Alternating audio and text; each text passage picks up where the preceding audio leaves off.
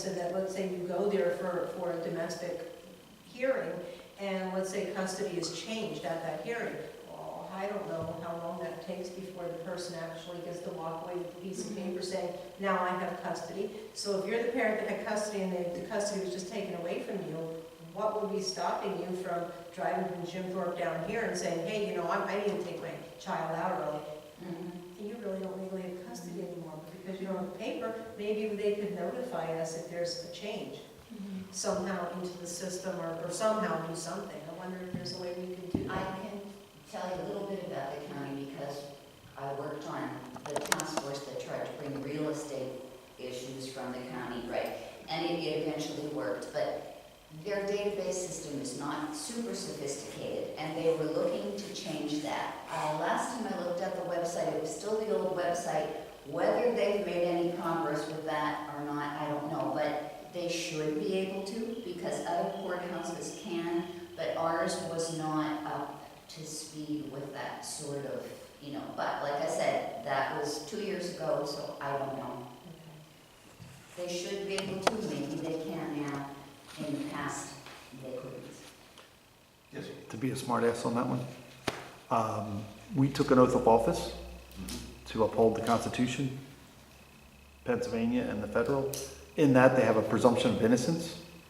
So therefore, if someone wants to do something nefarious like that, we as a district have to presume them to be innocent first. If there's a question, for whatever reason, if they seem anxious or whatever, you have every right within that district to raise your hand and ask for help to do that. But somewhere along the line, we should follow the Constitution and actually give them that presumption of innocence rather than a presumption I of guilt. agree, I'm not assuming that we should, I was just. But you're thinking right, along that those there's a lines. gap there. When you asked about that. There's a gap, I'm right. glad I didn't know if it it's in came, there. I would have been interested if it did. I mean, if you telling me it came directly from the county, I'm like, That's wow, it's why I was amazing. asking. Yeah, That's I why think that's- when you said that, I thought, I thought, I wonder if they did that yet, that's right. in my mind. I'm sure they- What happens? I'm sure they can. I'm sure they can, I'm sure they will, but I think even that government runs slow, so I'm sure it'll take time. But in my thinking, if it's a dangerous situation for the child, I would think the other parent, Would- or right. his response would be, let me go to the school so I can make, like, because that's like a peace of mind to them. Completely agree.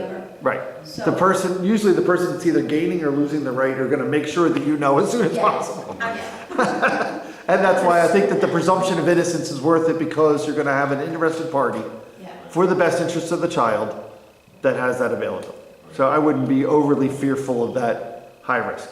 And I grew up in an area where baby Worthington occurred, so at Grandview, which is also just, you know, wow. No one even thought of it back then, Yeah. you know? But yeah, it's just something I was looking into, because it doesn't happen here, but that's what the Amish said. Right. Exactly right. You know, and it's something I think we need to look at. I'm hoping to get it into the next grant application. Hopefully we'll get that one approved. But if not, you know, I think maybe we should put it in the next year's budget. I just think it's paper passes and What was the cost? basically $5,800 to start up, and then yearly it would be what, $1,600? Was that right? Mm-hmm. I don't think we need it for admin, but Yeah. So these safety grants, that would cover the entire cost initially. And Right. then we would basically, after that, be stuck with just the $1,600. $1,600 a year. Yeah. And the proposal is one for the high school, because they only have one gate, one for the middle school, because they only have one gate, and two for the elementary. Right. And didn't they say it's not, we don't need ink for it? Is that what they said? Right, now, the role of the badge is actually the transfer. Heat. Yeah. Heat transfer. Yeah. Yep. So, They use the same system or similar systems at most hospitals anymore. Yeah. And many manufacturing and pharmaceutical plants and everywhere else we go. No, I just think it's something we need to look at. I just, you know, I don't want to be the one that lets someone in. It just, you know, that's probably the worst thing that can happen. well, and I thought it was interesting too, that you could actually look at wherever you have the building set up, you can actually, if you're an administration user, which I think they have like different options for, you know, you can tailor it to who's ever looking at it. But you can go to a specific building and see who's signed in there right now. So like if you ever needed to know who signed in that building, we have the capability here of being able to look ourselves instead of calling and bothering maybe the building secretary. We have the option to see who's there, where they're going, what they're there for, and how long they've been there. So I thought that was interesting too. You can get information without necessarily speaking to anybody. I thought that was Well, interesting. the other thing with the badge it prints out, it actually says there, if you're going to the library, if you're going to the nurse, so if you find them down at the cafeteria, you're not supposed to be there, it's right on the badge. The other thing is if you ever had an emergency and the building had to be evacuated, you also know who's in the building, besides the children. But I just wanted to throw that, I'm still pushing on the next safety grant, like I said, that the initial round, we didn't make it. I think only the big cities and big school districts got that one. Budget timeline. State put out the budget timeline.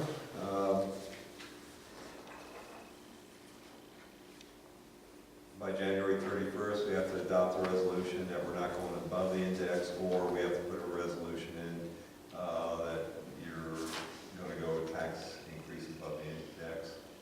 Just starting the budget on a 5-year plan, we did not have a tax increase this year, so I'm thinking we don't need it. As long as they have decent budgets or requests from the departments, which will be starting at the end of this month, going in through November. And then I'll have a preliminary budget to give to the Finance Committee in the December meeting, and also have a budget meeting at that time. For your information, the state sent out the Act 1 index. I think I sent you both the state letter and the full spreadsheet of all the adjusted indexes. Our index, the state index is 2.3, and the adjusted index would be 3.2%.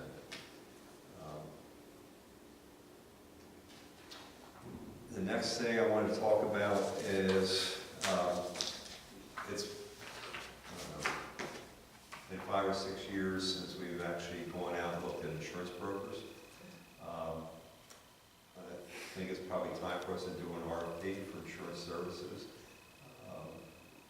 You basically pick a broker because they're all going to be the same companies, and if you have 5 different brokers going to the same company, they're not going to get, whoever their favorite broker is going to get the best rate from, the others aren't. So it's better to pick a broker, come back with a commission rate or what they're going to do. Right now we have one broker for property and casualty, we have a broker for our stop loss, and we have a broker for our medical. In that medical, he basically meets with the retirees, and because contract, we have to give them options when they retire. They get insurance payment if they take insurance elsewhere.